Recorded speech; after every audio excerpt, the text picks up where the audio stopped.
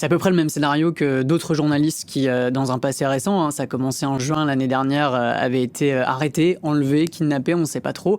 On est resté de longs mois sans réponse et pour cette première vague, on avait eu une première partie de réponse en octobre. Il avait fallu attendre 4 mois avant que pour 3 d'entre eux, un représentant du ministère des Droits Humains finisse par reconnaître qu'ils avaient été réquisitionnés.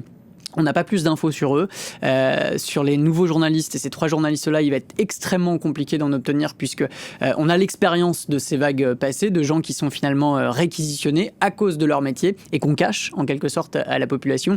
Là où quelqu'un qui est réquisitionné a droit normalement à des permissions, a le droit de communiquer avec sa famille, eh bien ces journalistes-là sont emmenés vers des destinations inconnues et ils sont absolument coupés de toute forme de communication avec leurs proches. La première vague, les journalistes sont encore retenus, on ne sait où, on souhaite évidemment qu'ils finissent par être libérés. C'est à se demander d'ailleurs au Burkina Faso si les journalistes vont pas devoir demander des cartes de militaires ou des cartes de combattants